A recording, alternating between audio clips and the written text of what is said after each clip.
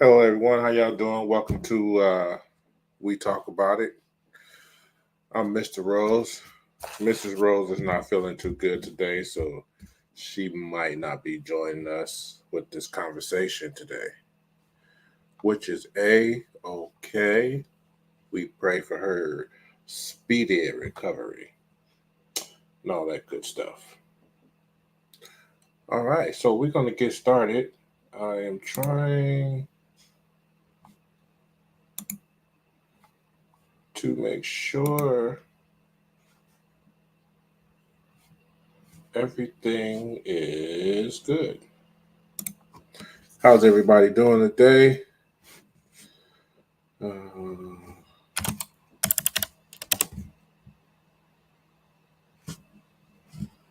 Don't know why it's not coming up on my Facebook or my YouTube.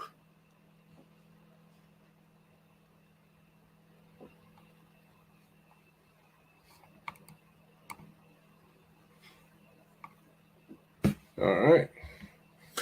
All right. So today we're talking about uh, the beginning of the nuclear family. We I want to kind of make solutions, not just ideas and make complaints, even though it might sound like that here and there. I don't know why it's not happening here.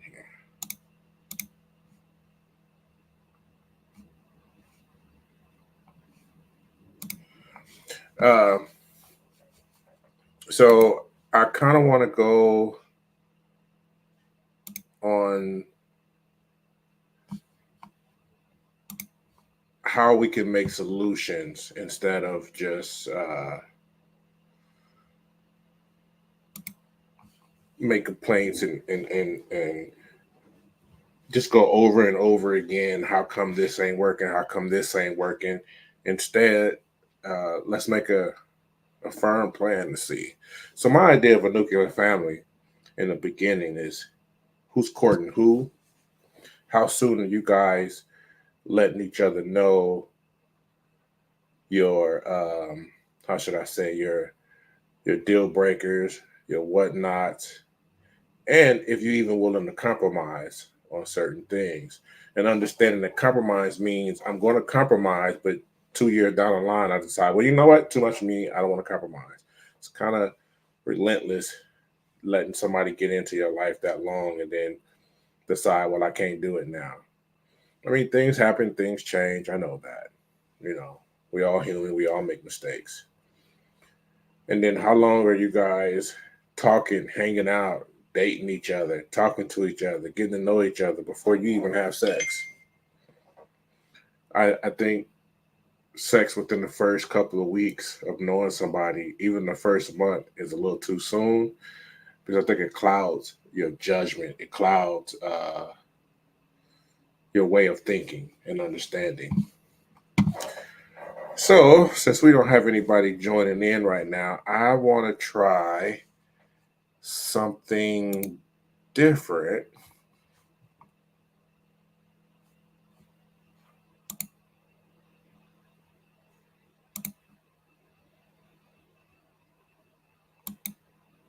I want to try something different. Let me see if I can pull this up here.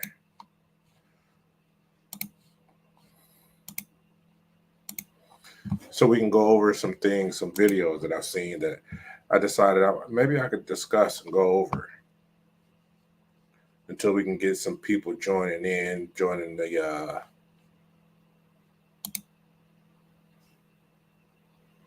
my the podcast, joining the panel.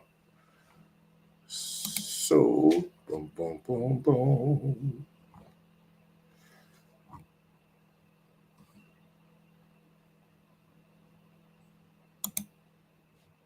Outside of that, I hope everybody is doing well. I hope everybody is having a good day, depending on where you at. Good night, and all of the above. So I should have been a little more prepared. Um,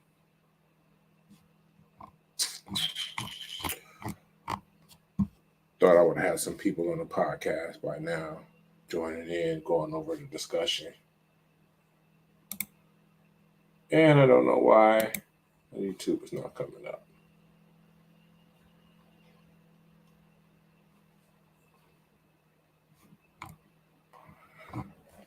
All right, so the video I want to show you, I can't find. I feel lost right now. It's kind of different when you don't have your crew with you. Mrs. Rose normally is here, and she'll kind of go over some things with me with her advice.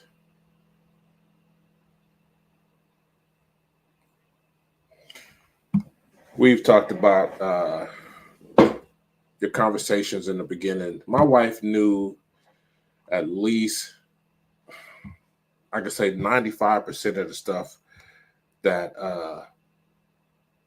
about me within the first 2 weeks of us dating, because I wanted her to understand who she was dating, um, where I was going with the relationship that I was looking for, and I knew what my deal breakers were, what I would not accept, and the stuff that I planned not to take. And I wanted to know hers. I needed to know hers because I want to be able to give, see if we on the same page, see if we in the same guidelines of how we're going to make our relationship work and how are we going to make our relationship last. I think we said it once before in one of our other podcasts that we do not, for no reason, will get divorced.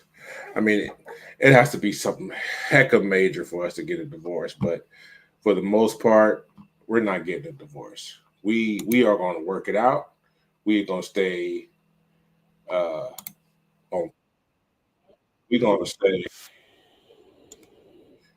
We're going to stay uh, on top of things. We're going to make stuff work in our relationship. There's an understanding that we both need to have. Sometimes, I get out of pocket, and I'm quick to apologize. I'm quick to say, you know what, baby, I was wrong. I'm sorry. Let's figure out where I messed up at, and we can go from there.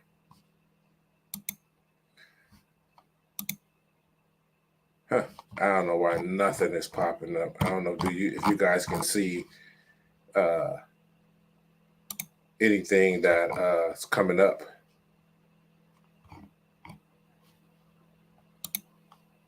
Or if you can see anything besides, I think I know I'm on live on Instagram. And I still firmly believe that if you're dealing with a woman that's constantly talking about how she don't need a man, I'm a firm believer that she needs to be, as people say, recreational use only. Nah, not even that. I think that she should be by herself, be on her own, and anything that has to do with a man that is revolved around a man or has to do with a man and her getting what she want, I don't think that she should not be privy to any of that. Okay. So how do we go? Where do we go from here? We look at the situation and say, I'm a date. We're gonna have a good conversation. We're gonna go out. We're gonna eat. We're gonna go to fun things. We all gonna decide. We both gonna decide what we like to do, where we want to go. Stuff like that. And date. I don't even think you should be getting no good night kiss on the first 2 or 3 nights. I think you should just wait. I mean, just from my experience being with the women I've been with, you know, it's like, what do we have to talk about besides sex?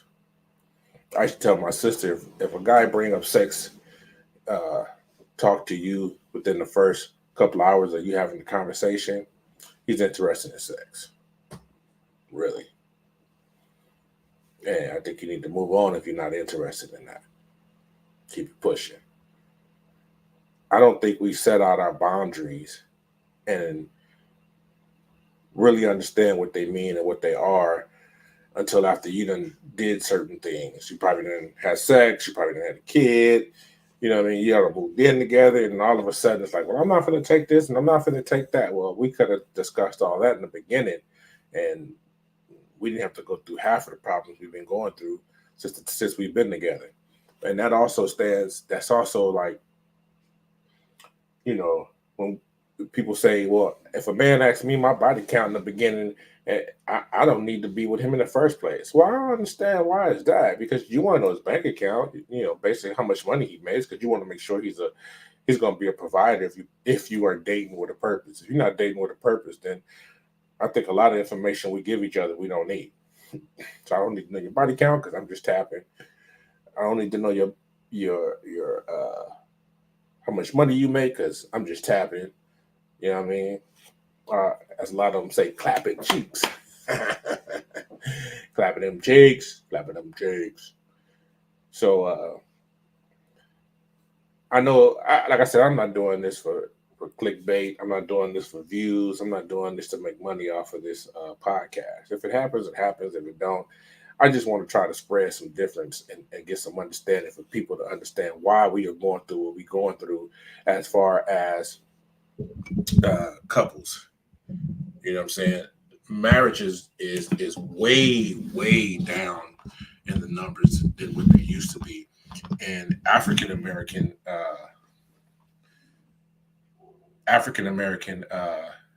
marriages in the toilet, like this, it's the lowest of most marriages. So kind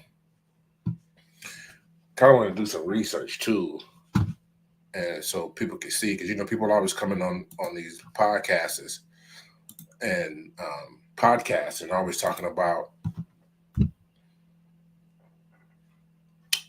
numbers and quotes, and nobody has proof or backup. So let's see.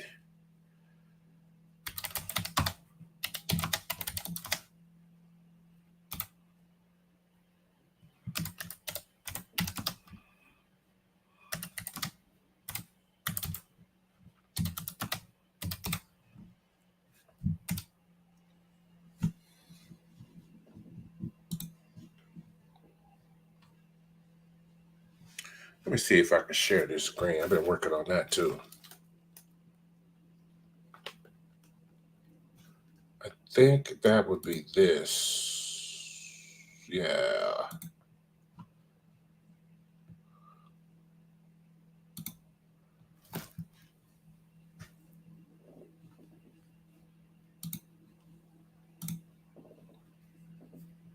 All right, look at that. Okay, I'm learning some new stuff as I go. Woo woo. All right, so it says nearly 50% of the white population was married compared to 31.2% of black population. Only 27.5% of white population have never been married compared to half of the black population. Some 34.4% of black men were married in 2001 compared to 28.6% of black women. So, it's kind of like I don't know, why is it that we so low? And then women, you hear women talk on these podcasts as how we are the bottom of the barrel. You know what I'm saying? We the last this, we the last that. And I was watching one of the podcasts, or a little brief spigot of a guy was talking to this woman about how she was raving on the passport bros and making it seem like they not tripping. If you're gonna go and be a passport bro, just go ahead and do it, and don't be throwing it up in our face like look what we got, look where we going, look at this, look at that, look at this. Well, I mean, I didn't start hearing about passport bros until I heard women complaining about it on different podcasts that I was watching and little TikToks and stuff like that. So how do we do that? Let's see. Trump. Oh, I'm gonna bring it over here. Let me go ahead and remove that. I think I am working it out up here. Woo woo. Let's see.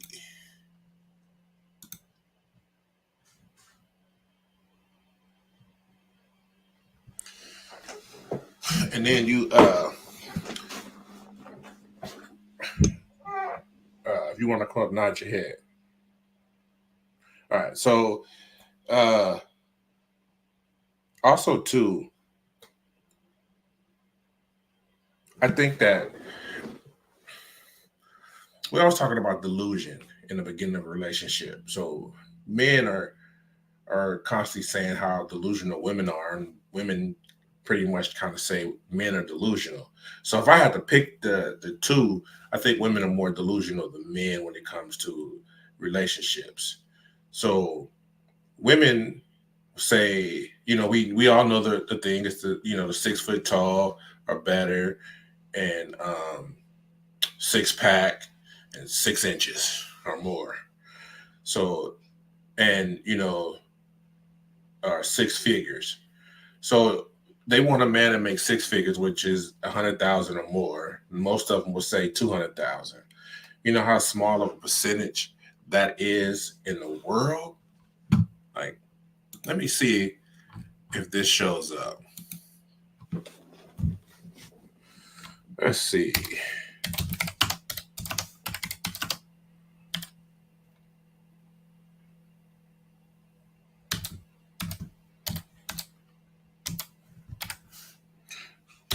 It's kind of hard sometimes for me to do two things at once.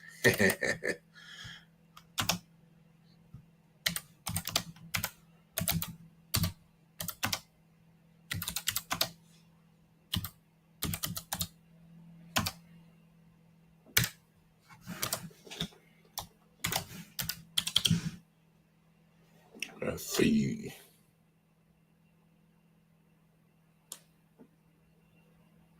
But you see, I ain't got no typing skills. All right, here we go.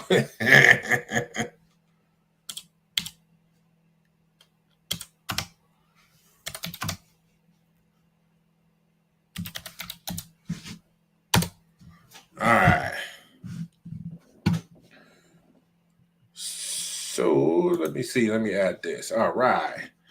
So it says 8% of working Black American men earn 100,000 or more in 2021. So that's what, 4 years ago, 3 years ago. The number of working Black American men earning 100,000 or more pales compared to white American men by 10% points. Data from the census shows that out of 16,126 Black men in 21 earn 1,343 earn 100,000 or more. Oh, my wife just scared the living crap out of me. Sorry. I know she was in the room laying down sleeping. The back door opened. Woo! She out here howling. I didn't want her to bother nobody. It's too late for that. All right. So knowing that 8% of Black men that are making 100,000 or more in the United States, well, I don't know if this is just the United States. It probably is, right? Then you say you want a man that's 6 foot tall, so that 8% drops even more, and they probably have a statistic on that too. And then you want a Black man that is healthy, that might drop some more too. One thing I don't understand when it becomes a beginning of a relationship, women say they want a hardworking man, an ambitious man, a man that has drive, You know what I'm saying? A man out there that hustles, right? And then when you run into that type of man, you you turn them right around, and then like, well, you don't ever spend no time with me. Well, unless you are in stocks, and it might be one or two other professions that can make you $100,000 or more, where you could be at the house majority of the time. I don't understand that. You cannot have your cake and eat it too. And anybody that tell you a woman and you can have it all, you cannot. Because look at those women that say they have it all, where they at. Now we all know there's always exception to the rule, meaning that there's one or two that might find that might just might have it all. Now, when a man, they say men are delusional. Well, they say, well, I don't want a heavy set woman. Well, you're body shaming. Uh, no. Why is that? Why do you think I'm body shaming? Because I won't accept you for your obesity. Yes. Okay. Do I accept you for your obesity? Uh, no, I don't want to accept that. So because I don't want to accept that, you want to tell me that I'm body shaming or I'm delusional. I think I'm gonna find a woman. Well, I think it's more healthier women than there are obese women. And then if you go by the BMI, you know, people say that's a white Western thing, and even still, so I mean, most men really want a thinner woman. You know, I mean, not saying like she sticks. You know, nobody. I don't think nobody really wants that. It's very few that does. Like, there's a few men out there that like heavy set women. Heck, there's a big old thing that I happen to run across that is these young or these skinny dudes had these big women slamming their whole body on them, and they weighing 300 and 400 pounds, and he probably weighed 120 pounds soaking wet. You know what I'm saying? Like, come on, man, give me a break. So Mrs. Rose is, I don't know if she's feeling better, but I said something that probably struck a chord, and so she wants to get on. My co-host, Mrs. Rose. Yeah, yeah. Hi, everybody. Hey, Um, baby. I was gonna say, please forgive the look, but I really don't feel well. Um, I did want to chime in a little bit because everybody's perception is their reality. So you're going to fall into tons of people being delusional.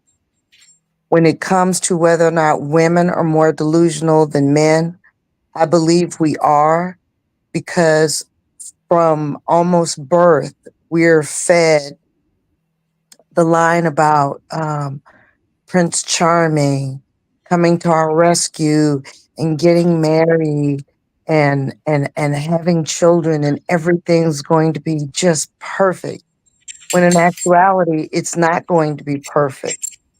And I think that's what a lot of us go into these relationships thinking. Does that make sense? Yeah, Okay. that's like if I think the only person I've heard has said it. Well, I think Fresh and Fit said it, but I think I heard it from Andrew on the whatever podcast that women grow up as little girls, um, being taught how she's supposed to be treated like a princess, how a man is supposed to treat her, and a Hmm. man as a boy is growing up trying to teaching them how to be a man and how to treat a woman. So Hmm. nobody ever teaches the man how he is supposed to be treated. So the man that's being taught how to treat a woman, that mother and or father never tells him how he should be treated. And then that You little know, girl that's being raised on how to treat a man, I mean how she should be treated by a man, has never been taught how to treat a man. And I know me and my wife have conversation off cameras, and I think that's one of the reasons why we started this podcast. But we be going at it. You know what I'm saying? She said that she was taught how to treat a man, and let me tell you, I don't know. She said the way she was taught was how she watched her mom and how her mom did it is how she learned, and that's a good thing because we learn by example. You know what I'm saying? We Mhm. learn by seeing. You know what I'm saying? And we learn by doing. So I don't know if your mother ever said with certain words like, Mia, this is how you're supposed to treat a man. If you plan on getting married, this is the way you keep your husband happy. This is the way you make your husband feel more of a man, or feel like he's providing for his family. Or is it you just watch her do different things and you figure, oh well, let me do that. I can do that. I see my mom doing it, so I'm gonna do it. Okay, so I don't ever remember having a specific conversation with her, but I remember saying things like, "Well, why do I always have to serve my brothers?" And it's kind of like, "Well, because they're men." Because that's the way my brothers were taught to open and close my doors. If I dropped something, they picked it up. They protected me. They looked out for me. Um, and I, in turn, was taught to, when I cook, because I was in the kitchen with my mom a lot. When I cooked, or I mean, she was cooking because I was a little kid, but I would fix their plates and I would bring it to them and like set the table, quote unquote, what society calls womenly duties as a housewife. So I did all of those things. So for me, and kind of my personality, that's like second nature for me to do those things. So I don't ever remember her sitting me down and going, okay, listen, one day you're gonna be married and this is what you're gonna do, and this is how you do it. But you learn those things as a little girl when you're playing with your dolls. Because especially with me being a tomboy, I played with dolls, but I also wanted to play with the Tonka trucks. I also wanted to go outside and play football with my brother and the other boys in the neighborhood because none of the other girls were playing football. I was the only one. Those things were fun, and I was never told that I couldn't do those things. But I was told, no, you can't do that because that's not ladylike, or you have to do this because that is ladylike. And I think, but again, being born in the mid 60s and then raised in the 70s, the time was just a little bit different. And I can appreciate now as an adult the things that my mother taught me as far as being a young lady. And I'm very appreciative for it. You had said something else, and I wanted to chime in. Um,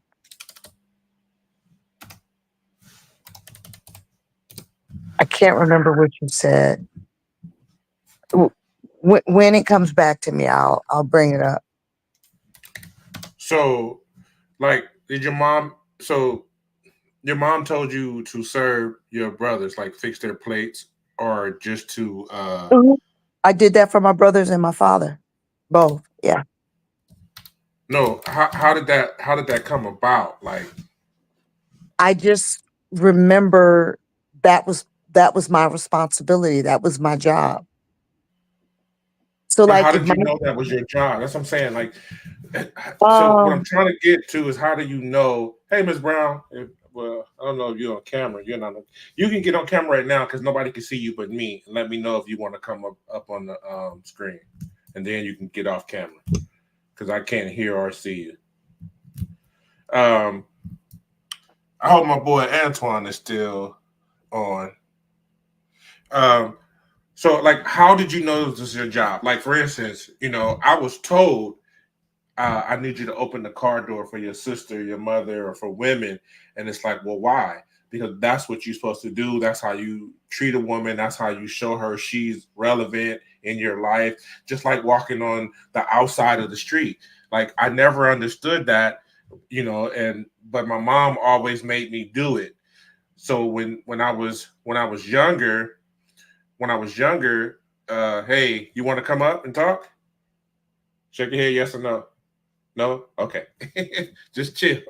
I can see you. Nobody else can see you.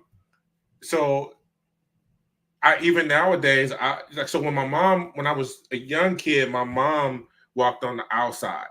You feel what I'm saying? Because my mom was a yeah. single mom, right? So Mhm.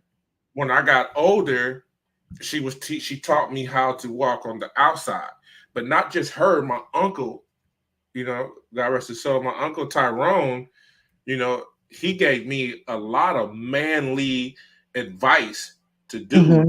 So even though my mom taught me kind of like because I don't think a woman could teach a boy how to be a man. She could tell her what she like, Okay. teach him like what I would like in a man, what I think a man should do, because Or what no, we know. We can from teach you from what we what you know, know. right? Yeah. But then you look at certain people and go, well, if her teaching you what she like a man, like what a man should be like, what's the difference of the man? I think coming from a man is different. That's kind of it's kind of it puts more of an estate, just like a woman teaching her daughter how to be a woman. You know what I'm saying? Hmm. So that's what I'm saying. How was it taught to you? Because like I said, mom got me to when I got to a certain age, she was like, "Son, you walk on the outside." My uncle, you walk on the outside. Well, why? Because if anything ever happens, you catch it before her. That's where that protection come in Okay, so like I know my dad was very into me behaving like a lady. Okay, so because I was a tomboy, I remember asking or saying my dad and I were I think we were in New York and we were driving past some construction and I had made mention to him about wanting to do that when I grew up. And it was I don't know, a backhoe, something, whatever it was. And he immediately crushed that. He was like, absolutely not. And I said, why? He said, because you are a young lady. He said, that is not something for a young lady to do. And my dad was my first superhero. So, I mean, at the time for me, I was like, oh, okay, daddy said no. So that's kind of what it is. And coming up in my younger years, I couldn't appreciate that. As I got older, I appreciated it. And he's absolutely right. There's a certain amount of wear and tear that takes place with these physically demanding jobs that are normally very male dominated. There's a reason for that. We are just simply not built for it. And just because you can do something doesn't mean that you should do something. that. I'm a Right. retired first responder. I had no business. And see, when I got injured on the job, that was, believe it or not, Macho Mia, because the lady was on our gurney. The gurney was lowered all the way to the ground. We had a fellow employee come over and go, y'all need help with this. And we were like, my partner, I think my partner said, yeah, or we were like, sure, or something. He walked over to grab my end. I said, I got my end, I'm cool. My partner was smart enough to get out of the way. And they both went to lift up the other end. That's when I got hurt. I should have taken the help. But me looking at it like, oh, they're gonna think I'm weak because I'm a woman and blah, blah, blah. So what? I am a woman. And there is so much strength in my femininity, but I didn't recognize that at the time. Didn't recognize it at the time. So was you And doing that now, because prove a point to the men? yeah, kind of like I got this man. Why are you automatically assuming that my end is the side that needs help lifting? That woman weighed 373 pounds. I Okay, so had then absolutely no business trying to lift her. okay, so then my question, if you go back to what you were stating about how and what your father taught you, at what age did you come to say, well, my dad was absolutely right. I do need to perform like a lady, more or less than trying to prove a point. Because from that time to that time that you just did to the time we got married, I think we was married or before we got married, you was moving that big old TV like it wasn't no men around. No, we weren't married yet. We were dating. That was in 2012. That was within the first year. Um, so I don't think it really sunk because even still now, sometimes out of habit, I keep grabbing my head because I have a headache. So y'all excuse me. Um, Even now, sometimes I'll go to do something, and after I've done it, and I'm trying to figure out why am I so sore? Why is my back hurt? Why is this going on? Why is that happening? I'm like, oh crap, I wasn't supposed to do. So I had to, you said, what age was I? I want to say I probably got it in my maybe mid 30s is when it really started to kick in. It didn't solidify until later though. I was probably in my 40s when it solidified, but I started really grasping it in my mid 30s. And some of that was also my children, mom, just because you're going to work doing security, and I didn't have a quote because that's when I was doing the private security. I didn't have a quote unquote uniform. They were like, Mom, but you can still wear jeans and a t-shirt and tennis shoes and look like a lady. You don't have to be out here, "Arr." You don't have to do all of that.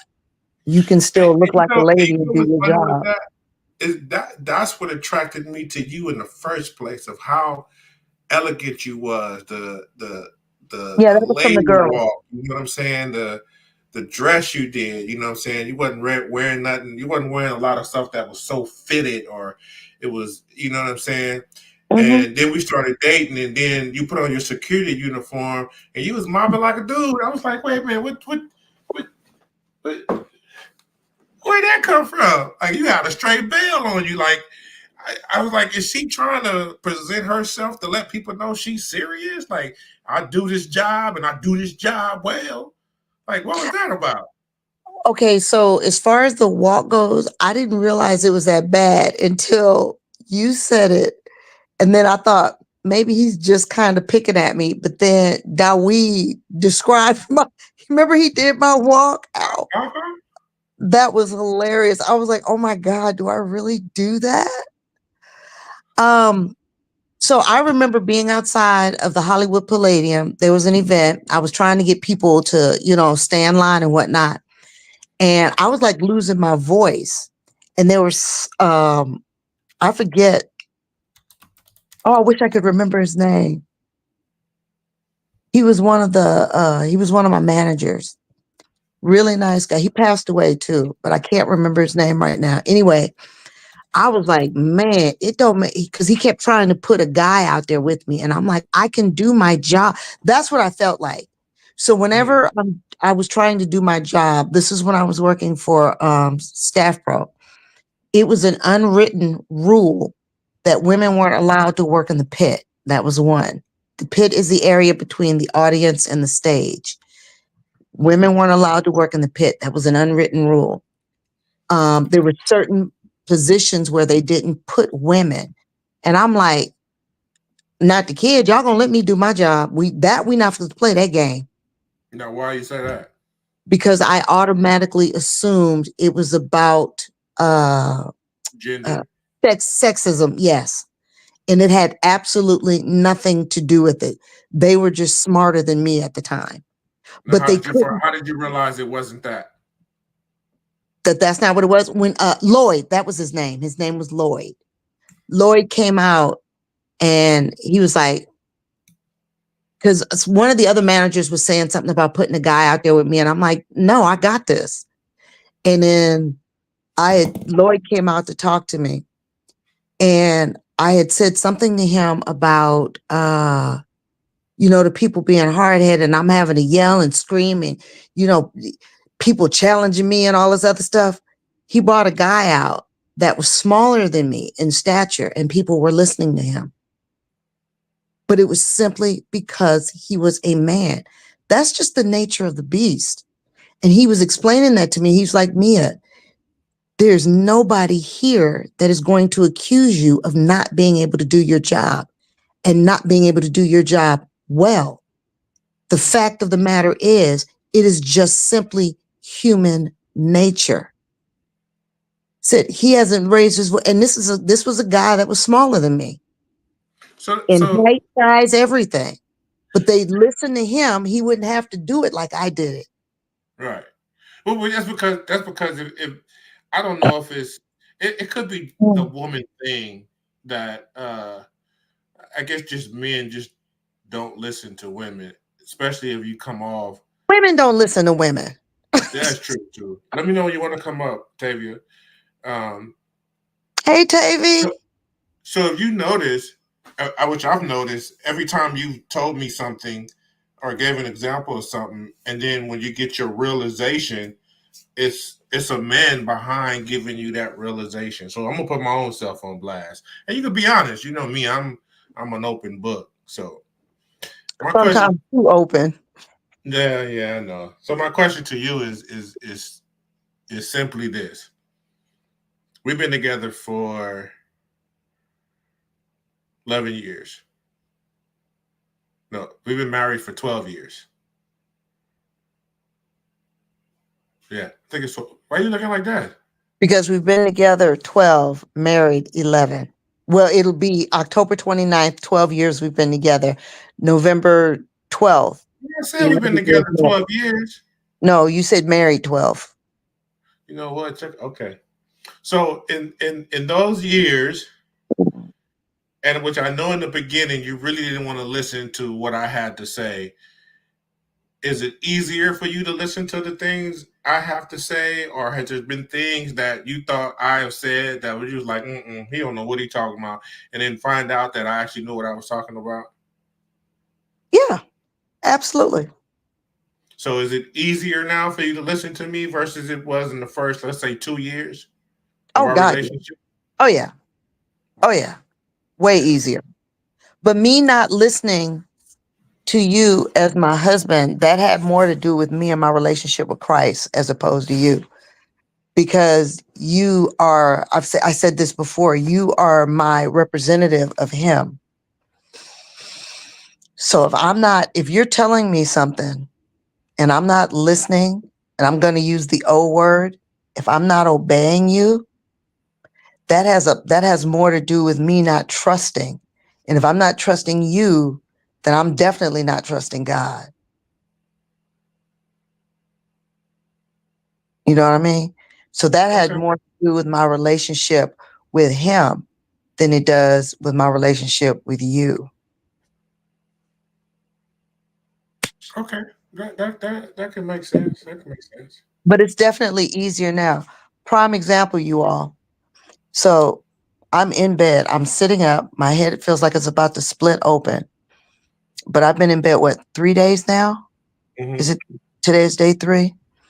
And I got up, managed to get up to go in the kitchen because my husband was making our juice and he wanted me to tell him how the way I do it. So I was letting him know, and I was in the kitchen and I put on gloves. I was sitting down, but I put on the gloves and I'm opening up stuff. And then when I went to close something, I asked him if he would close it for me. He was like, why?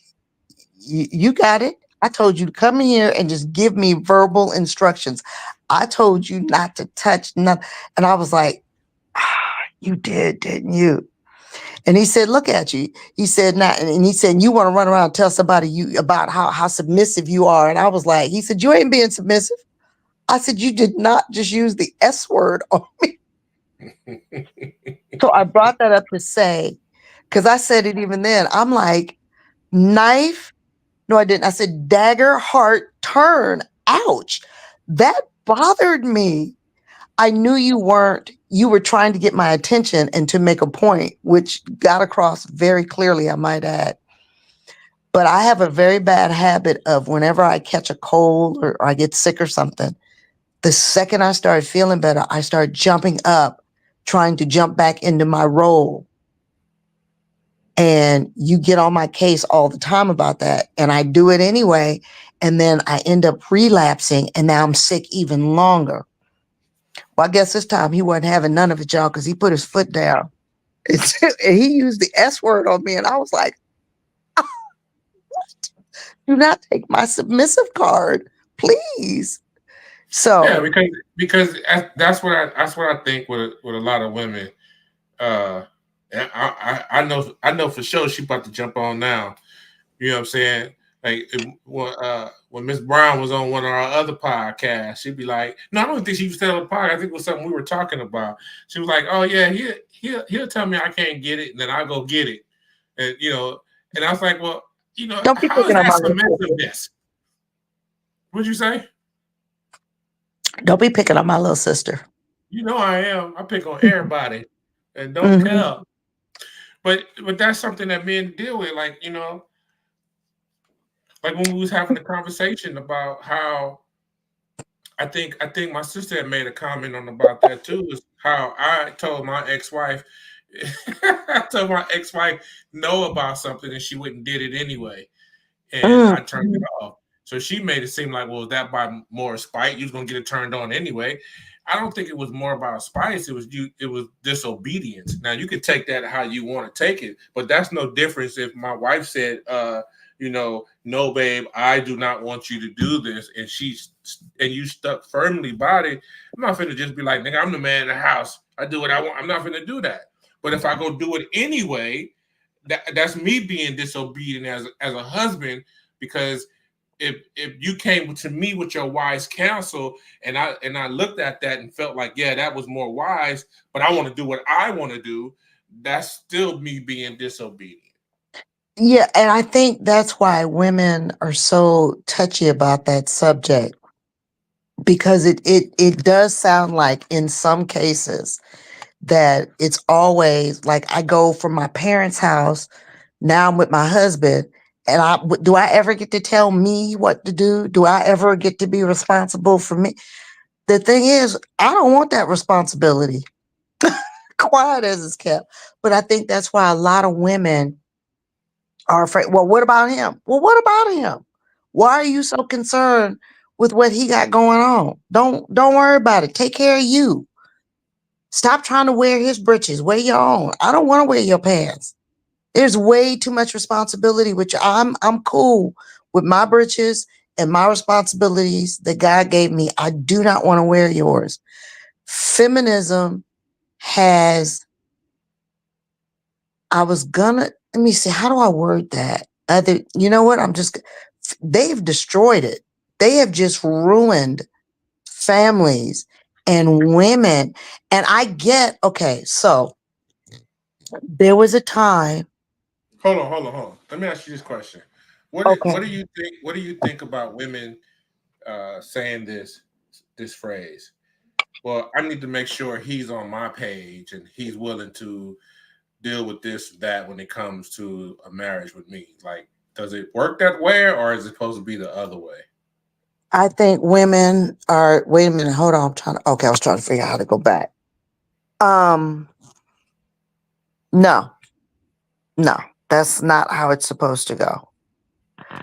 Because I heard somebody say one time, it's like the word submission means to get under the mission. I'm under your mission, whatever that mission may be. Nobody wants to be married to a tyrant who comes in and beating on his chest and slamming his fist down and this is what you're going to do and this is what you better have the kids doing. Rah, rah, rah, rah. Nobody wants that. But if you've got a man that is kind and loving and he's taking care of you and the children, shut your mouth and do what that man says do. When he walks in that door, he is all the cares of the world. He gets so energized when he walks in that door.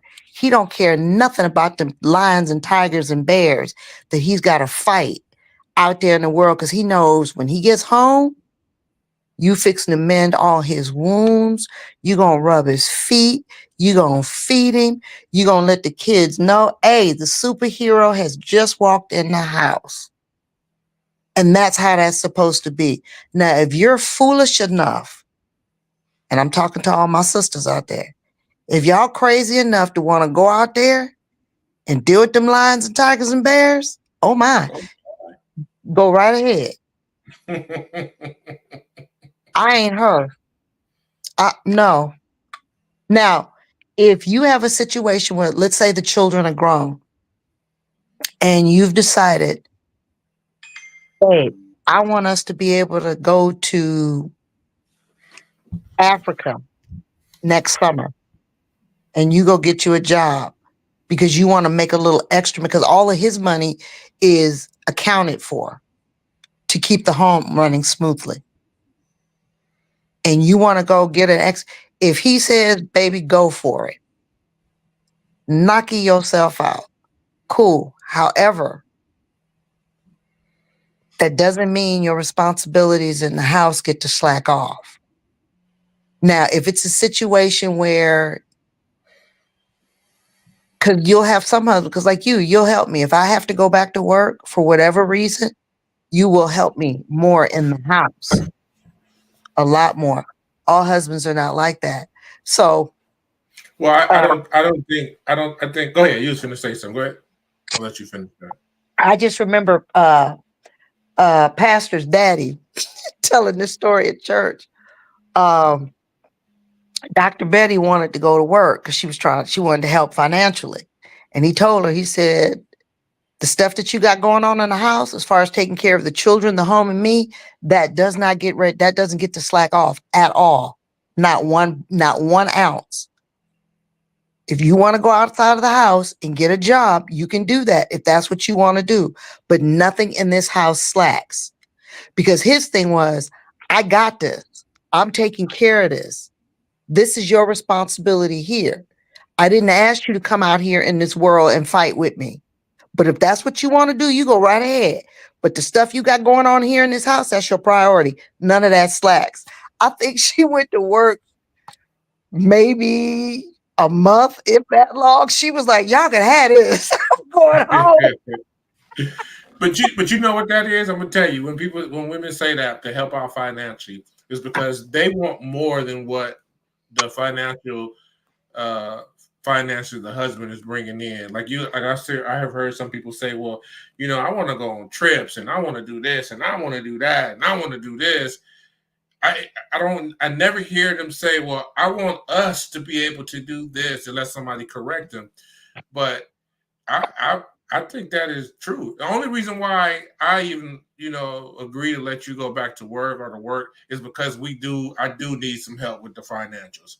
You know what I'm saying? If you, by you going to work, and because that was my decision for you to go to work, then I really need to help you pitch in around the house, whether if we had kids or not. You know what I'm saying? Like I hear a lot of men get on there. I think they just pandering to the women to a certain point.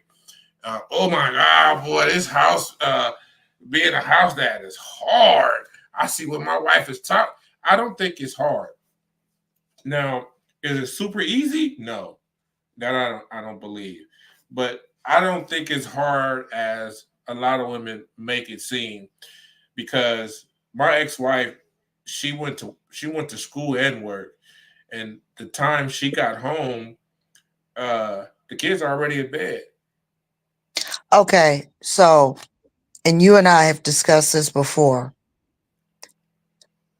To sit up and say, that's like me coming on your job going, what is he talking about? All he's doing all day long is driving a forklift. How is that hard? You have to understand, it depends on the person. Two, it depends on what lane you're in. So for us as women, the hardest job for us as women in our lanes, out of all the jobs that a woman can have, the toughest job for us is wife and motherhood. That's the hardest job for Yeah, us. no, I have to disagree with that, because anybody come home, because you don't hear a lot of men coming home talking about how hard their work is. Now, Or would they? They're men. still, but that's my point I'm trying to make here, is that, like you use the example of a forklift. If any dude come home talking about how hard it is to drive a forklift, boy, that don't even work. Like, hold No, on, I was just using. hold on. What I'm saying is, if you compare a woman being a housewife versus a forklift, hell yeah, the housewife is harder than doing the forklift job. And I don't care. All you doing is jumping up and down off and on a forklift. Now, just like a bus driver, like, I don't see that work being hard. We drove trucks. That was not a hard thing. You know what it was the part that was the draining? It was a mental drain. What? Why do women do that? Why do we do what? I always gotta make faces. What the hell is that? Can you just sit there with a look on your face and understanding that what I'm talking about can be factual? Like explain to me why you don't think that's factual. I wasn't saying that it wasn't factual. You was a little I also was not comparing being a forklift driver to being a mom and wife. That is not what I was doing at all. Dude, what was you doing? Because that's what it sounded like to me. I was trying to tell you, but you told me to hush. Because I was in the middle of talking. When you sitting there talking, I listen. That is true. I apologize for that. So please explain. I was saying, out of all the job, whatever the hardest job is for a man, whatever it is, and I was just using a forklift driver as an example. I wouldn't care if he was mixing brick and mortar by hand. Whatever that job is for a man, that's the hardest job in that category for a man. For a woman, the hardest job for any woman to do, I don't care if she runs a Fortune 500 company, it is still not harder than being a wife and a mom. Please explain. I'm not trying to compare men and women together. I'm saying women over there by yourselves in your own category. Okay, so if there's a woman laying brick and mortar, what makes being a wife and a mother harder than that for women? If wait a minute, is that all she's just working outside of the house? That's it? Yes. Okay. That's going to be, I'm trying to figure out how to explain it. She's out of her element. So that would be physically more demanding than if she were home. Okay, then I need you to explain to me, out of all the jobs a woman can do, right? Huh? I was saying, oh, I'm sorry. I was saying I don't think I'm wording it right. Go ahead. So out of all the jobs that women can do, being a mother and a wife is the hardest job a woman can do. Please explain to me what is hard about being a mother and being a wife. That's the only thing, because you can't compare. I don't even know if jobs can be compared, because I think a person that's going out carrying sandbags for 8-12 hours a day versus a bus driver driving for 8 to 10 hours a day. I think the sandbag guy, that's a harder job on him mentally and physically. And I think the bus driver is more mental than it is physical. So please explain to me how a wife and a mother is the hardest job for a woman. How is that the hardest job for a woman? Because you are literally responsible for society's success or failures, depending on how you raise your children. We talking about a singular person, because one singular person is not going to kill society. Wait, what? What did you say? Say it again. You are literally you're responsible for the success or failure of the entire society. Because so I'm talking about, oh, you froze. Oh, you picked it up really bad. No, I think that's you. Because you frozen.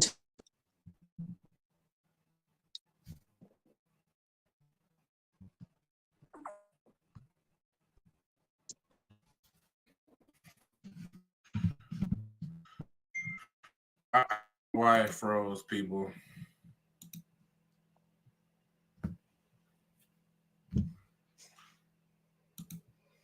Okay, there we go. I think because YouTube ended. I mean, not YouTube. Instagram ended. Okay. So what I'm trying to say is, okay, so okay, I guess I could just see it like that. If you do that do that as a whole Mm-hmm. of women's society. So okay, but I still don't understand how that is hard. I don't think that's hard because the reason why I say that is because regardless of what you teach your child, Mm-hmm. at a certain age, that child is going to take in what they want to take in and Mm-hmm. use what out of the teaching of mom and dad. They want to take that and use what they want What to they use. want. Yeah. So I think But that you're still negates the responsible fact for that that. that's hard. Because think about it. We have an entire generation of I children. thought no, I understand. Listen to me. I understand that raising a child, whether it be a man or a woman or both of y'all together, has an effect on what it is about society, like how society turns in and out. Like our generation is looking at this generation like this is a sad day. Like, oh my God, like what's really going on? But the generation before us looked at us the same way. You understand what I'm saying? Maybe not to the extent, maybe not to the extent of what how we see the new generation. You know what I'm saying? How they raise their kids, how they do their things. You know what I'm saying? So in actuality, you're right for to a certain point that yes, you raising this kid and uh is how he or she's going to turn out in productive society. But that's not a hard job because you're teaching your kid things that you learned from your upbringing, and then there are things that you're teaching your child uh, what you wanted to add into what because so if you learned a Raising hundred a whole things, human being is not hard. Are you kidding me? excuse me. Raising an entire human being is not, that's easy work? No, that's not easy work. Okay, I'm not saying it's easy, but it's not hard. It's not a hard job. It's not a job. Okay, so tell me how it's hard. I just need you to tell me how it's hard. That's what I'm trying to get from you. You're not answering my question. I don't know. Okay, that would be like me trying to explain to you you know what that's like? A man telling a woman being a housewife and mom is not hard. That's the same thing as you all saying, or as men saying, I don't understand why you got to go through all of that when you given labor. How painful can it be? You're never going to understand it. But the thing is, that's okay. You don't No, necessarily it's not. It's not. You cannot use those two as an example. You know why? know. Because men can't give birth. I know So that. so men can raise kids. So you Yeah. can't use that. You can't use that birth analogy because any man that tells you, "I don't see why you're going through all that." What's the problem? He's an a-hole. He don't need Yes. to understand that. He don't even need to try to understand that because he will never ever experience that. But we experience raising a child. And you still raise them differently than we do. Nobody is saying that is the most challenging job in the world. I'm saying that's the hardest one for us in our In the category. world for women, being a wife and a mother is the hardest job in the world for women, is what you said.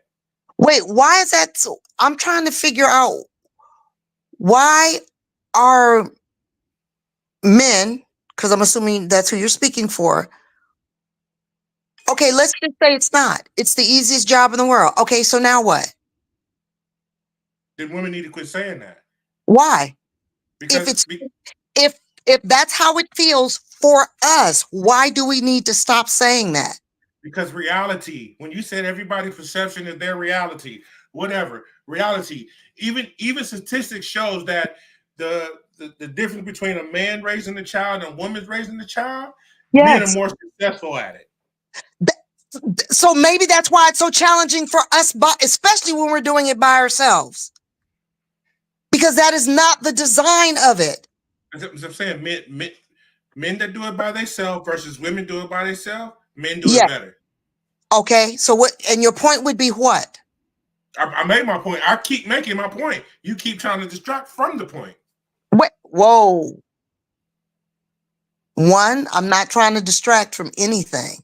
Do not accuse me of that. Well, answer the question. Quit saying, well, even if it is, then what's next? That's distracting from the point. Answer the question. Why is it women could seem why do women seem to say that being a wife and a mother is the hardest job, is a hard job? And you're Because saying it's the for hardest job for a woman. for us, it is. I don't know why. Why? That's the I question. don't, I don't know why it's set up that way, honey. It just No, is. it's not. I'm asking you personally. Can you tell me? Because ask a man, why do we think laying concrete is a hard job? We can tell you. Ask us why we think You don't have to tell us. It's roofing is a physically hard job. demanding. Okay, so being a mom, why is that job so hard? The hours suck. I usually tell single young mothers this. It is the most rewarding and thankless job on the planet. Really? And it is, yeah. How is that? Wait, at least when they're younger. When they get older, it's usually a little different. Even when they're younger. I, No. okay. My mom was not the best mom in the world, but that was my mom. Mm-hmm. There was nothing. Mother's Day. Even I just stopped celebrating Father's Day with her, and I think she got a little upset with that. But you know, Well, I she's don't not understand. the father, so. Right. I didn't actually. I understand that. But what I'm saying is, it's like in school they make us do Father's Day and Mother's Day card for the mama, especially if there's no dad in the house. They made you all do that? Yeah, we made Oh, cards for yeah. mom on Mother's Day, and we made cards for moms on Father's Day. Mm-mm.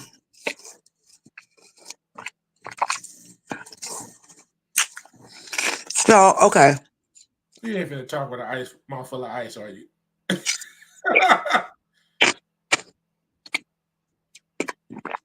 I was out of water, and because I'm running a slight Yeah. fever, I felt like I had a mouthful of cotton. Okay, so for me, it was just, one of the kids gets sick at 3 o'clock in the morning. He's not getting up to clean up the vomit. I am.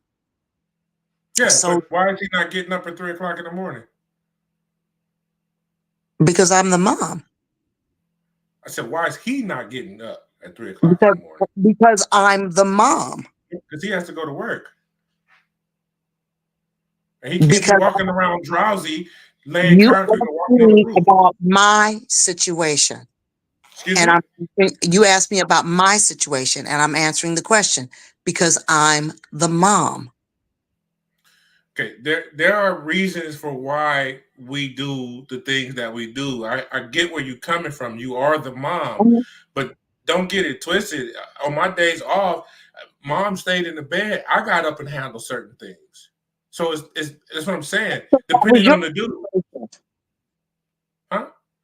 I said, and that was your situation, right? Right, right. But I'm asking you. What I'm asking you is that for the most part, you getting up at 3 o'clock in the morning if the kid is sick throwing up, and you getting up cleaning it, not just because you're the mom. The dad has to get up in a few hours to go to work anyway. So why would you wake the dad up to get up to do that? Because you can give the kids some medicine and go back and go to bed and go to sleep. I No. can't get up and do that and go back to sleep because I got to get up and go to work in a few hours. Yes, I did have to get up and go to work in a few hours. You're absolutely right. I did. But those Okay, were you my. was a single mom Huh? because you was a single mom, right? Not that you was married single mom. Oh, Did you okay. work through your marriage? Yeah. The whole Not marriage? not the whole marriage, no. So you work towards the say we could say more or less towards the end of the marriage. No. So from the beginning, well. It So let's say wasn't the, you was married for 10 years. How many of them years you worked? I want to say 6, maybe. Okay, and there was a reason why you got up and went to work. Yes. Okay. So, which not trying to put anybody's business out there, and because me, This I is don't care one way I'm or another. trying so hard to tap dance around this. Right. But see, you know what? And I do understand, like, a lot of people don't like to expose certain things on live TV for other people to see. But my thing is I think that's why I'm as open as I am. Because why would you, not you personally, but why would you come on a podcast knowing there's going to be some serious questions asked, but you go, well, I don't want to answer that, or I don't want to do all that. And your answer could benefit and help somebody else in their battle with whatever they're going through. Because somebody could be going through the same situation. And it's not necessarily the bad talk the other person.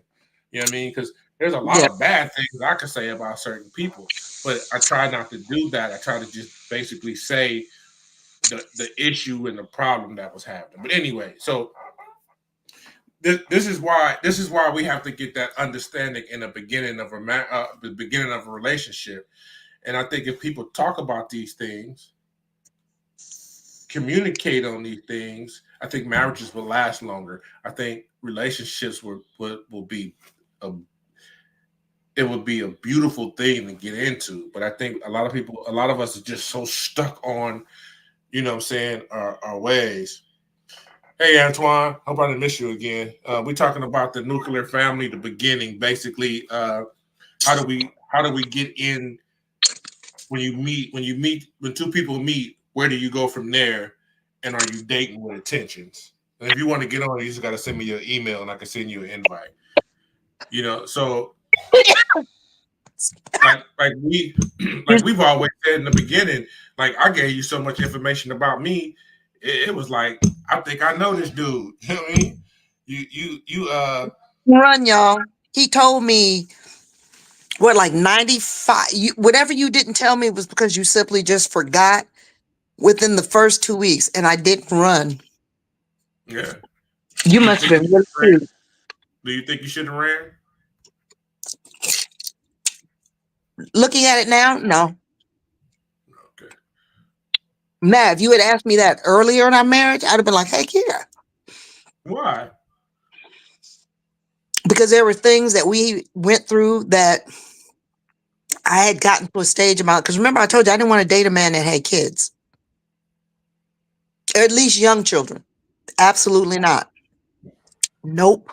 Because I did not want to be bothered with baby mamas. If the baby mama was anything like me, I'd have been cool with it. But it's because 99.9% of the time she's not going to be like me. I did not want to be bothered. Nope. Well, see, but that's one of the reasons why I think I did that with you because I saw potential in a marriage with you. That I think that's one of the reasons why uh, I came all out and just was just telling you everything that I think that you should know about me, so you can decide whether or not you want to be with me or not. Because I didn't want to go through another failed marriage. I didn't want to go through another failed relationship. And this is why I think that in the Excuse me. beginning of a relationship, I think you should do more talking than kissing, feeling, and sexing. Oh, You absolutely. grown, you didn't have sex, and that's a good thing, especially if you got with the right person, even though the relationship didn't work out, or it was just you know a hit and dash or whatever the case may be. But I think if we don't immediately jump into sex, like what is that guy? I think it's Steve Harvey got a 90-day rule before sex, and No sex biblically, until he has honored you and given you his last name. huh? I said no sex until he has honored you and given you his last name. Yeah, but okay. So we all make mistakes. We all human. You know what I'm Yeah. saying? Yes. So we can preach that all day long and say that because regardless of whatever we're supposed to teach what's right, regardless. Mm-hmm. Okay. And I used to look at it as you got these people preaching the word and telling you what you should and should not do after the fact, right? And then you should never have sex. You should always get married before you have sex. But that preacher's body count is 112 before he got married, right? Not Mhm. saying not saying you can't be forgiven because you still got to teach what's right. But when I do that, I let people know, like we do understand we all human, we all make mistakes. You should fight temptation to hold out as long as you can, marriage preferably, before you start getting down. Because I Or stop putting yourself in positions where you have to be. There was absolutely zero reason for me to have you at my apartment with just me and you that time of night, that time of morning. It, we didn't need to be spending any time alone together like that with nobody else around, just us in my apartment. Absolutely not. I've heard women say, and I heard more women say it than I've heard men say it, but it's kind of like test the waters before you get in because you don't want to marry a dude and then on wedding night you find out he like this big. Like what can I do with that? You know what I mean? But if you've never been with anybody but that man, Exactly. or you've never been with anybody but that woman, the two of you can learn together and y'all rock each other's world because there's nothing to compare it to. Oh my head, you have no You know, idea. that's one of the reasons why men are so heavy on body count and younger women. That's one of the main reasons. Oh, close to having somebody that has been passed around.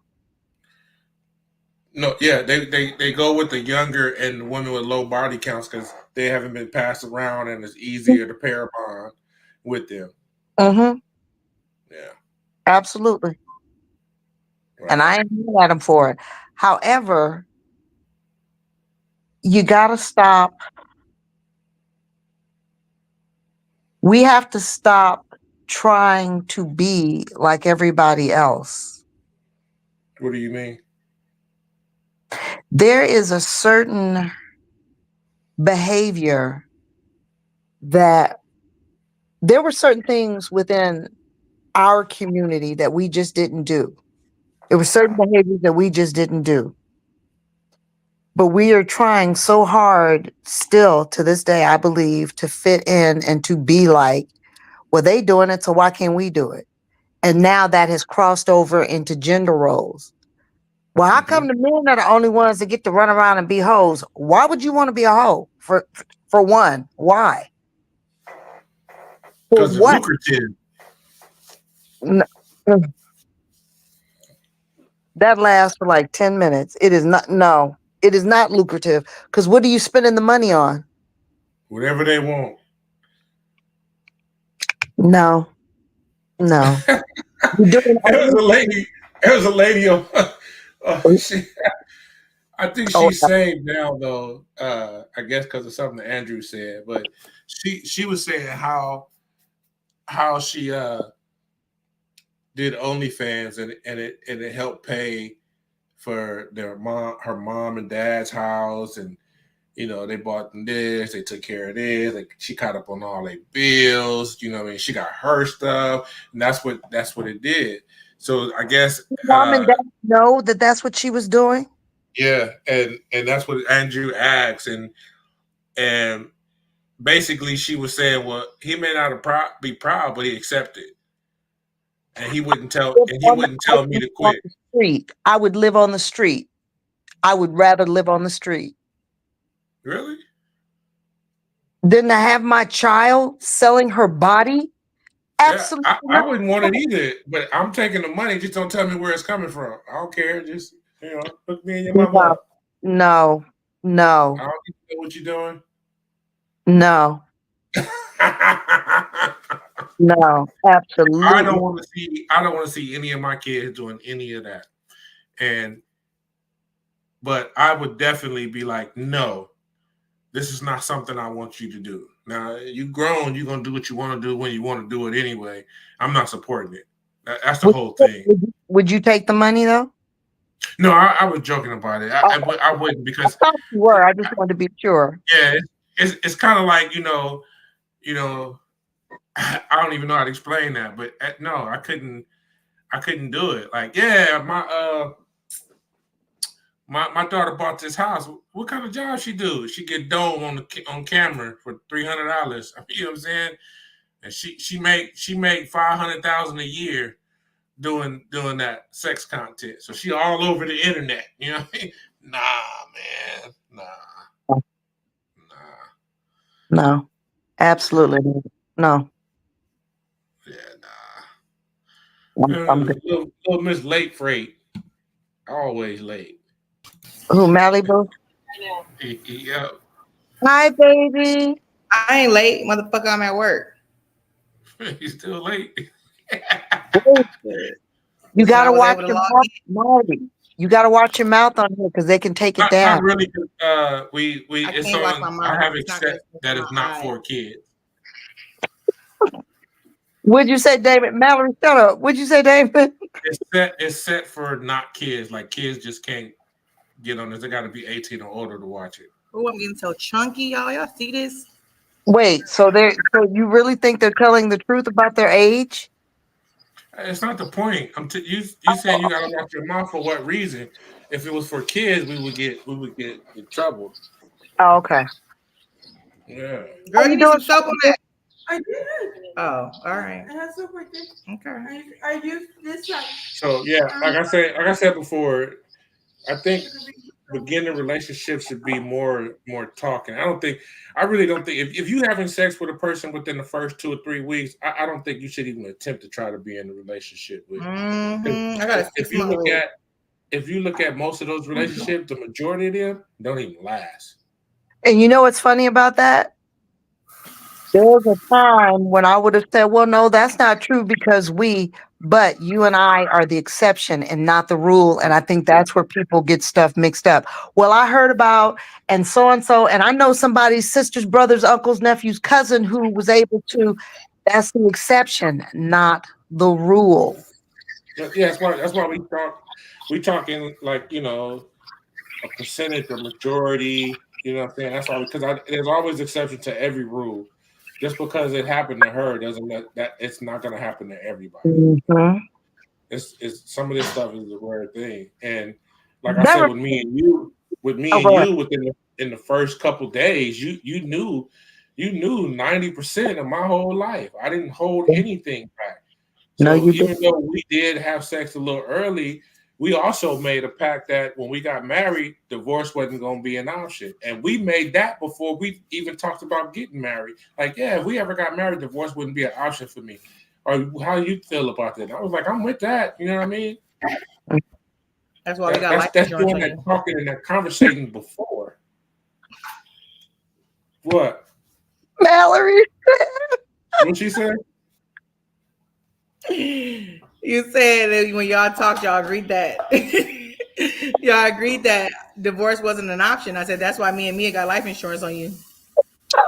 Yeah. Whatever. Oh my God. Okay. Yeah. She's so silly. Yeah. That was funny. That was hilarious. Yeah, but I think I really do. If you having sex with a person, really, it starts off physical. I mean, how many of us on this panel right now, out of 3 of us, can contest to how many relationships we had that was based on sex that did not last, and a lot of it was horrible relationship until you decide to let it go. That was based on sex? Yeah, like it was. You had sex I never had a within a couple relationship weeks. that was solely based on sex. Huh? I don't think I ever had an actual relationship, like a committed relationship, that was solely based on sex. Well, I don't mean like women. What Mallory said, I don't know about now, but I know overall in general, that's not something that we do is base okay. So relationship. let me rephrase the question. I've had like friends with benefits, as they say, like, you know what I mean? Like I've had relations with people just based on sex, but I haven't had relationships, like committed relationships, just that was solely based on sex, and it didn't last because that was the reason. Okay, so let me rephrase. We knew what we were getting into when it was like that. We knew what type of relationship it was when we were getting into it. Like we knew it was just for these purposes. So, Okay, so I'll call Okay, you next and week. I've never done that. Hold on. Let me ask the question differently then. That women, women. So the sex partners that you had, that you might have had sex with in a 2 or 3 week span, that turned into a relationship, that was some of the miserable relationships you've been in. I'm gonna decline to make my comment on live. I need you to ask the question We're not again. asking you the names of them. We just asking you, have you I ever wanna, been in relationships like that? because I was getting ready to generalize, but you be posting this on social media, so No. Nobody's asking you who it was. I wasn't gonna say who. So All right. I But you will can't tell me say- you've never had a relationship with a person that you had sex within like the first 2 or 3 weeks, and then y'all end up being in a relationship and it was pure hell all the way through it. I mean, it was some good times, but mostly it was hell. That's why y'all not together now. it wasn't based on the fact that we had sex early on in our relationship, though. That wasn't the problem. Right. My point I'm trying to make is, if you got to know a person before you had sex, that wouldn't have added to your body count. That wouldn't have added to, unless you was just like, I just want to have sex. But I'm just saying, like, if you into it just to have relations, that's different. But if you What actually kind of date sex? for a purpose to have a relationship and get married, like most people have sex soon, and then, like, from my understanding and the way I've learned when I grew up, you talk to a man and you know most men want to have sex. That's the thing that's in the back of their head. How long it's gonna take me? When they finally do, depending on how good it was, you'll start seeing that real person come out. Like, man, I didn't know this nigga was like that. I wouldn't even mess with him if I'd have known all that. Can't those red flags come before then too? I mean, people, Yes. How often do women actually see and pay attention to the red flags? No, that's the not problem. see.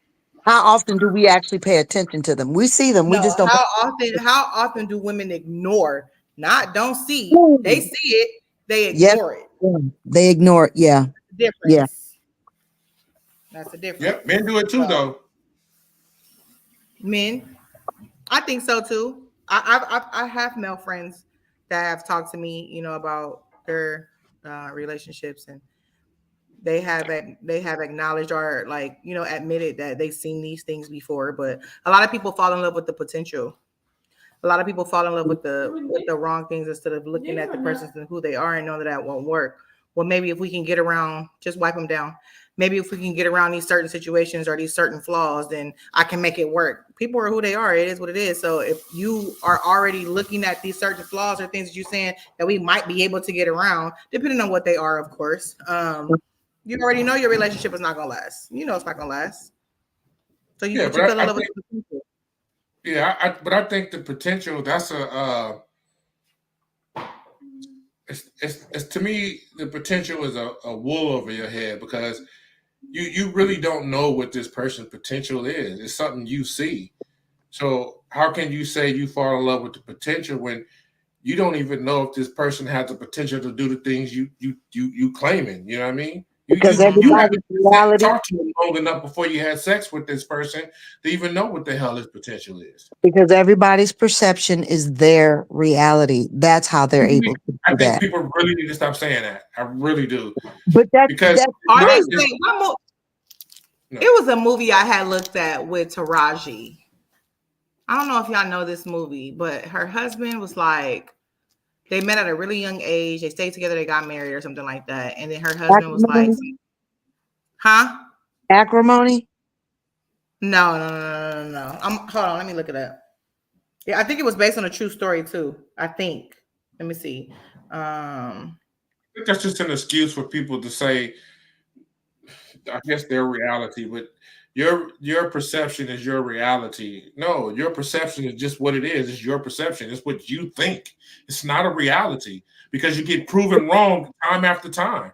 I didn't say it was reality. I said it's their reality. Right, Everybody's that's still saying their reality. By saying that's their reality, that's me saying that's reality. No, that's not just because. That's what. If I'm saying my perception is my reality, I'm telling you it's reality, and it's not. That's just my perception of it. So Right. it can't be. So I think people need to stop saying that. It's a fucking cop out. That's an excuse. How is that an excuse? Because it's not for you to say my perception is my reality, but it's not. It is not reality. And you giving that person an excuse to believe in what they believe in when you know it's not. You look so good. You are pretty. No, you know damn well. Make the comment you made on on the family No, text. no. What? Don't do that. No. We was all clowning. That's why. No, I wasn't trying to be an a-hole. We was all clowning. I was just being fun with it. Now, if anybody took No, it serious, you were not. Because even when I had made my comment, you put your little emoji on my text message. Listen, you my big brother. Listen, okay? Next conversation. Back to Mia's. No. I'm not. When you said that, and somebody else made a comment, I was like, yeah, you two are her prettiest kids. I was counting me on the ugly part too. I was being funny. I was being, you know what I'm saying? I was having the ball. It wasn't nothing like taking anything personal. I wouldn't have took, because if anything, I should have took that personal, what you said, right? Yeah. Okay. I didn't take it I was laughing. I'm joking with you. You can't take it personal. I know I can't. But then that's like somebody saying, well, that's their reality. That's their perception of their reality. Damon, if you say that people can't say that or that they shouldn't say that because that's just an excuse. Oh, you was right, sis. I'm sorry. It was acrimony. Oh, okay. Yes. That's the so same. That was the potential, right? Wait, what? She stuck with him through the potential. I mean, I'm not going to say she didn't love him, right? But it was a lot of potential why she invested herself and invested her money and invested her time and everything because she saw the potential in him. Not taking away the love that she had for him, but she saw the potential. Mm-hmm. So some people do fall in love with the potential. That took the love away, didn't it? Huh? When she saw he didn't live up to that potential, that took the love away, right? No, because if memory serves me correctly with that movie, when they ended up breaking up, it wasn't because she didn't love him. Why? She was tired of struggling, but it wasn't because she didn't love him. She was just tired of struggling. I don't know, man. I think I'll excuse me, I'll watch it again to be sure. But you had said something a minute ago about not being able to say everybody's or a person's perception is their reality. And you were saying that was an excuse. So my thing is, that's just like saying, if we can't say that anymore, then why are we still allowed to say beauty is in the eye of the beholder? Women say that. We don't say that. I didn't say that men say. Okay, so beauty is in the eye of the beholder. So differently. Okay, saying that the beauty's in the eye of the beholder. That means if this person sees this person being ugly and that's not my reality. That's my opinion. I don't think this person looks that cute. Somebody else might think they fine. You know me, I ain't got a problem with myself on blast. I don't think I'm that cute at all. But let you tell it, I'm one of the finest brothers you know. And I don't know if that's you pumping up my ego or because of how much you love me or whatever, and that's fine. You know what I'm saying? I'm not going to say that's your perception of your reality. No, you feel that is her perception. That is her reality, right? No. You just admitted. Okay. So if you put 10 people in the line and 9 of them say, "No, you ugly," ain't no perception of her reality. I got news. She's living out of reality.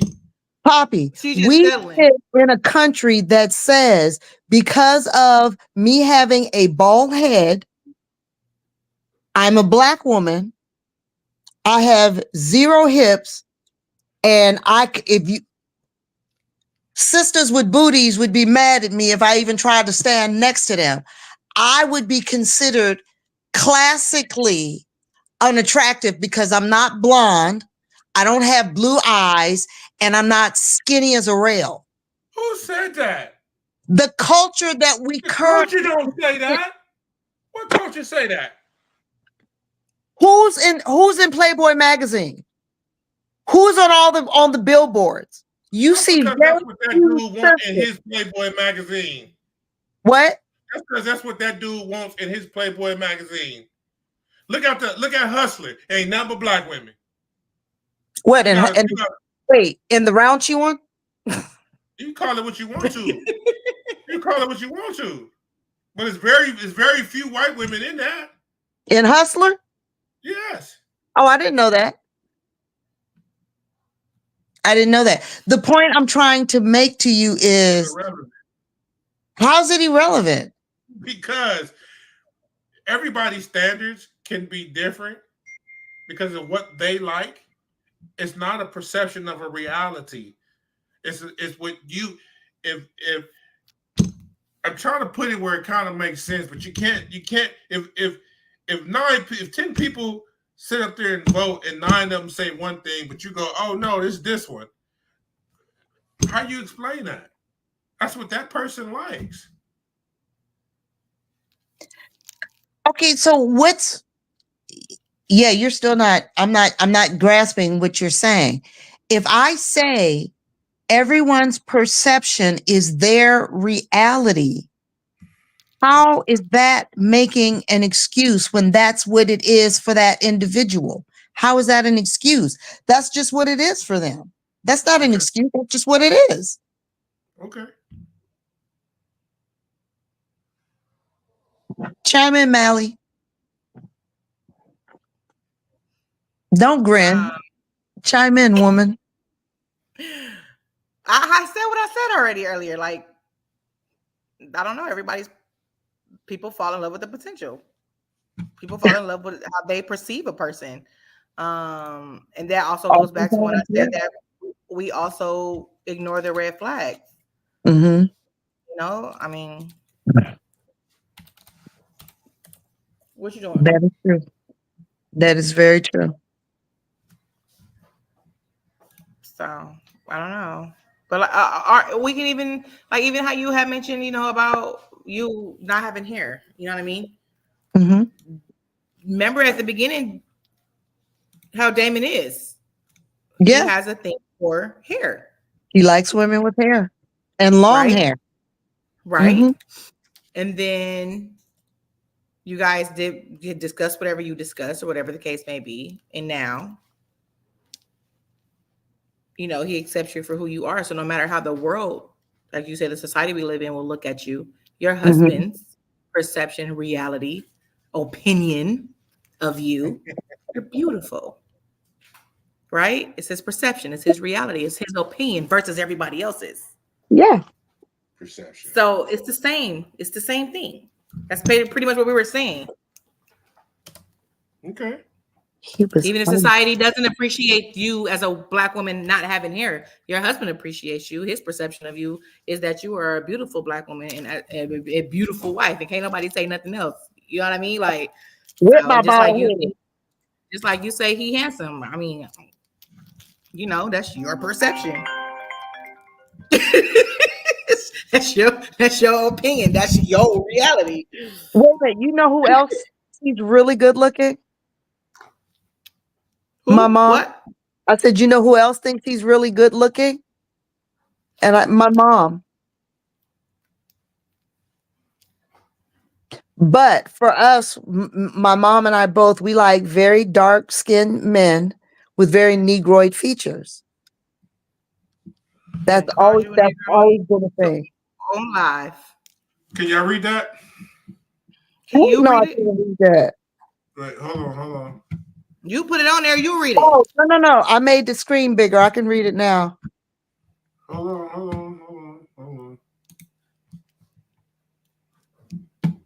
Can you read it? Yes. Read it. It's still gonna tie into perception, into read it. I just asked you to read it. Reality. The world or the state of things as they actually exist, as opposed to an idyllic or notional idea of them. Got it? Read it? You good? Yeah. The meaning of Hindi. Who was looking up Hindi? I don't know. Did you not know what reality was, Mallory? Because I was good. Because I know the difference between reality and perception and opinion. So I do know the I. difference of it all, but it all still ties into it. Read. Perception, the ability to see, Okay, hear, or become aware of something through the senses. right. Okay. So how does both of those words coincide with each other? They don't. So If I perceive something a certain way, for me, that's your my reality. reality. Mhm. Donald Trump perceives things a certain way. That is his reality. Doesn't matter how delusional he may be on some subjects. That's irrelevant. That's for him. That's the reality. I'm not saying that that is the reality. I'm saying that's his reality Right. for him. And that's why we said, that's why Now, that goes same thing for Kamala or anybody else. it's different for everybody. Different for everybody. So that's all that statement means, sweetheart. Some things called rose-colored glasses. Girl, wait, you know what? So whenever I No, tell girls about no. something, they tease me, and especially a man, and she'd be like, Mom, I need you to take off your mom goggles. I'm like, Yeah, because you wear them 24 hours, 7 days a week. those are my children. I will wear mom goggles until the cows come home if I want to. However, I can still be very realistic with them about things. But when I look at them, I see these absolutely better than any piece of sliced bread on the planet. Those are my children. I'm supposed to look at them that way. Those are my babies. All right, let's get back on topic. All right, so the beginning. So the beginning stages is what we talked about earlier. Is when you meet somebody, where do you go from there? After how long do you think, whether you attracted this person or not, whether you want to bone this person or not, if you actively looking for a relationship, what comes next? So like I said, I think talking and getting to know each other comes next. Dating. As we used to say back in the old days, and even before me, court each other, conversate, talk, learn things about each other, what you likes, don't dislikes, goals, or whatever. You know what I mean? And I think women need to stop. I think one of the things women need to stop doing is, I need an ambitious man. I need a man that's a hustler. I need a man that's. Some men are comfortable where they at, And vice versa. Men, I don't. What do you mean vice versa? Men don't want no ambitious ass woman. What are you talking about? Why they what? Why they don't? Because if you ever look at certain things, a man is not concerned about a woman's degrees, how many bachelors or how many whatever you have. If anything, we want to know that you're smart, that you're willing to work with the program, and that you can back me up. Right? So if you ambitious, you ambition with the dream that's for the family, not for your personal thing because you feel like I need to make money. I'm going to lay down a little bit because my head is throbbing. I'm not going to lay all the way down, but I'm going to get in a different position. So y'all excuse me tonight. What's wrong, sis? You okay? Yeah, she hasn't been feeling good for the past couple of days. So I've been doing all the housework and, well, not all of it because she don't want me to touch. You know what I'm saying? I caught a cold or flu or something, but it's mostly sinus stuff. So my head feels like I have the body aches and whatnot, but my head feels like it's about to explode. So I couldn't sit up no more. Yeah. So why was you making those faces, man? You didn't hear the comments you made? I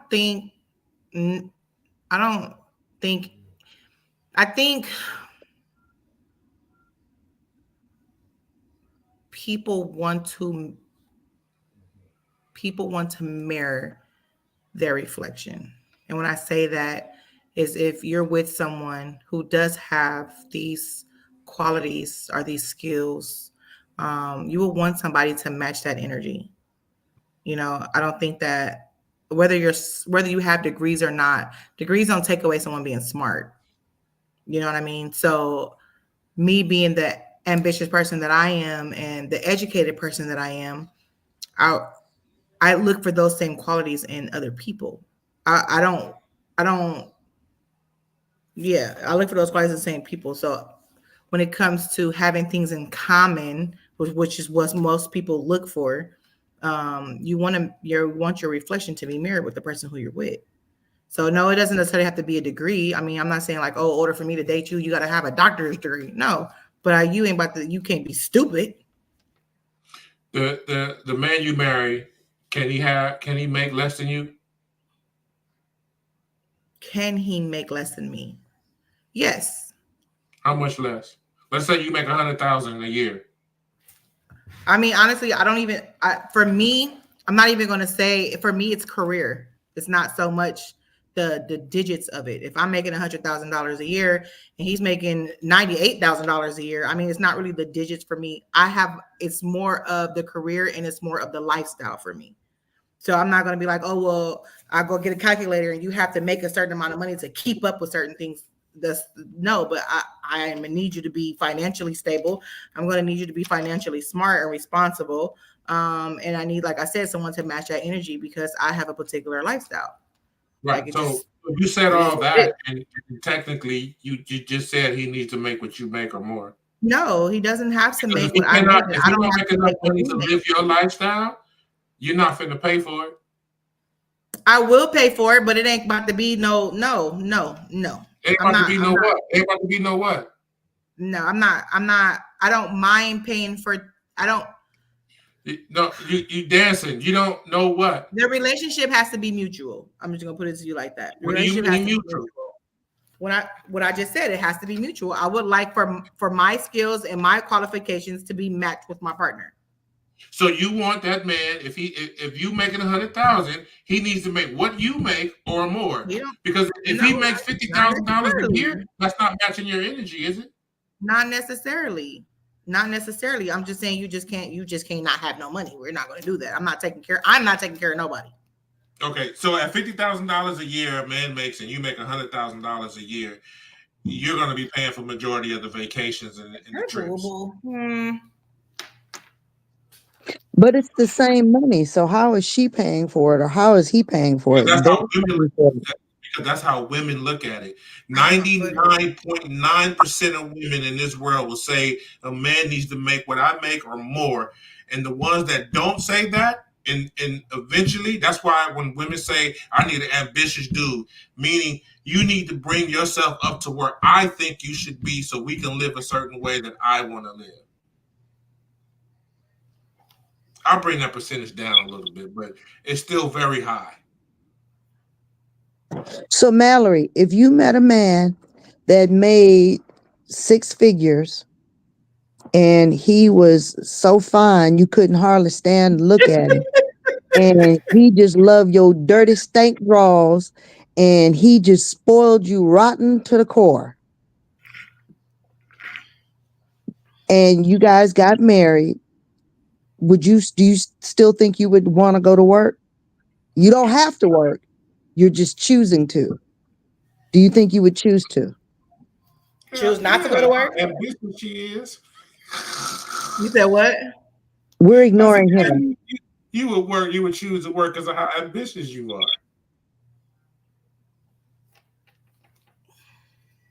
Don't answer his question. Answer mine. I don't know, y'all. It's a little complicated. No. I know the answer. I'm just saying. It's a little complicated. Like, I mean, because both of y'all got a point. Like, Damon knows me. You know me too. You know, I'm just never been that type of person just to be doing nothing. You know what I mean? I don't know. I come with a whole. If he put you in a position where you did not have to work. I don't know. That's why I say I'm just not. Okay, so let me ask it this way then. Let me ask it this way. Mm-hmm. You make 100,000, right? And the guy you meet, he makes 300,000 to 400,000 a year running his own business. Would you put your business aside to help his business grow even more? So you still working, you still being an ambitious person because you pushing his business.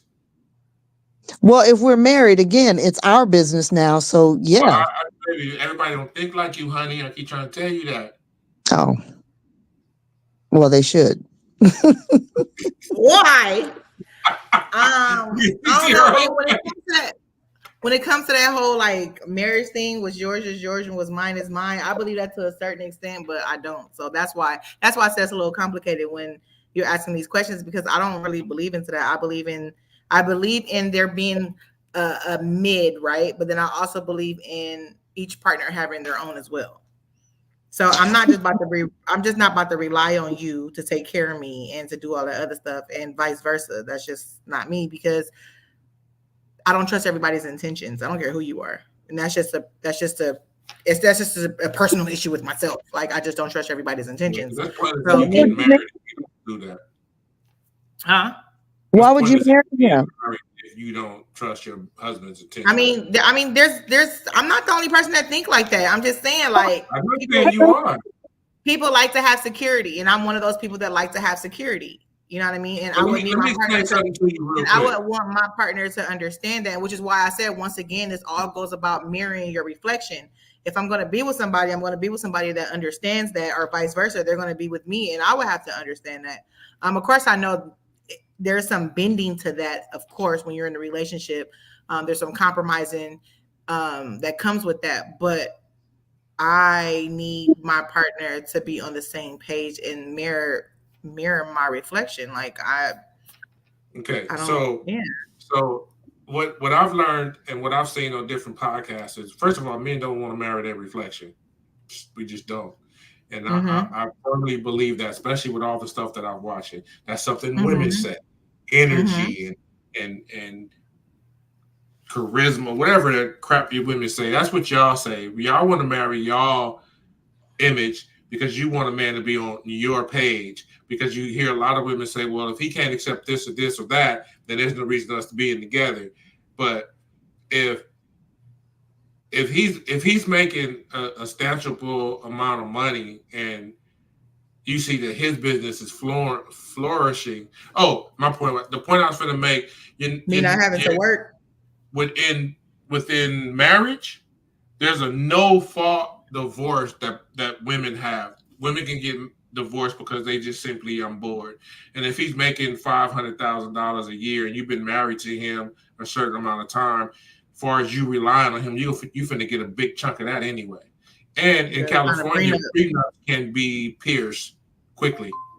So the fact that you depended on him or not, it doesn't matter, because once you divorce, you get a big lump sum of his money, regardless.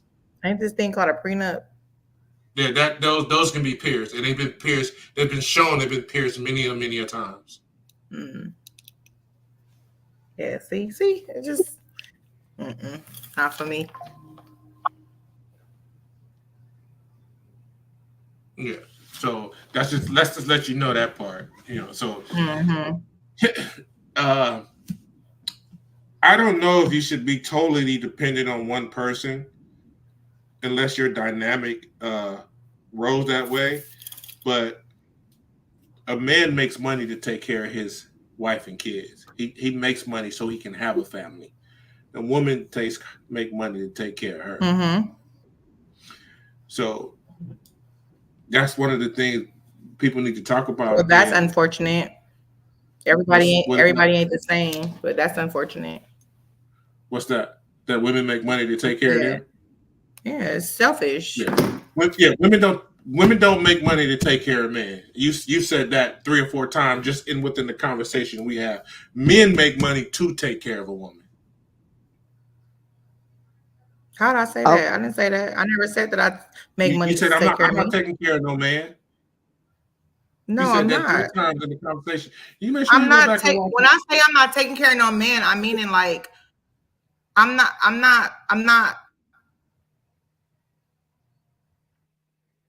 And this has to do probably with any. And like I said, I'm personally. You breaking up, sis. You breaking up. I don't know what just happened. I don't know why is it tripping now. Everybody just disappeared. Can y'all hear me? Yeah, but you're frozen. That's funny because now you're frozen. Okay, there you go. Can you hear me? I don't know why it's starting to do that. It might be my service. Is it y'all's? I don't know. All right, go ahead. Say I what don't you're know. saying. I was saying that maybe that just has to do with my own personal preference because of the type of relationships I've been in, where I always have been the caretaker. Unfortunately, I've always had to be the caretaker and whatnot. And I'm not. No. Mm-mm. Yeah, you're developing the I'm not doing that no more. Yeah, your experience becoming a caretaker is because you kind of been taking care of mom since you was a kid. So in your relationships, you get in with people. So I'm a natural nurturer, right? Yeah. Naturally, I am a natural nurturer. So when I say I'm not going to take care of a man, I mean, like, you're not about to just be sitting at home, sitting on your ass, not doing nothing while I'm out here doing what I need to do. And I wouldn't expect that for myself either.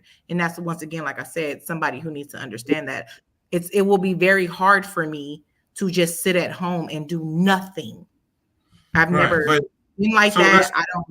I've never thought about ever even doing that. Look, let's say you got married, right? And your job was paying more than his job by a big margin, right? And you guys got married and you had a kid and he stayed home, became the house dad, and you went out to work. Would that be okay? Mm-hmm. If our situation had happened that way, absolutely. That's why I said I don't mind bending or compromising depending on the situation, but just for me to be willingly to take care of a man, I'm not doing that. I'm not about to be out here. Oh, it's okay. You can sit at home and do nothing, honey. No, I'm not doing that. I'm not doing that. Yeah. No. Well, house ain't clean. The clothes ain't washed. No, we not doing that. You feel like you ain't got to do nothing. I got to go to work and I got to take care of the house. If he take care of you in other ways as well, right. We not doing. But if no kids were involved and he took on the house role as a wife would, you came home, dinner was ready, house was clean, laundry was done. I said that's a little different. If that's what our situation would be, then I don't mind that. But you're not just about to be sitting at home playing video games all day while I'm at work and I got to home and cook and clean and do all that extra shit too. And you've been at home all day. We're not doing that. Yeah, I can roll. We're not doing that. Yeah. So if our dynamic was set up that way, then yeah, I'm not. Yeah, that's what I'm saying. That's what I mean when I say I'm not taking care of no man. Okay. I'm not taking care of no man. I take care of no woman. They ain't doing it. All right, y'all. Everybody. Everybody's dynamic is different. I was raised a little different. You know what I mean? So yeah. It's a little different. But I'm just. Do you I'm not think just you was raised or you raised yourself? Both.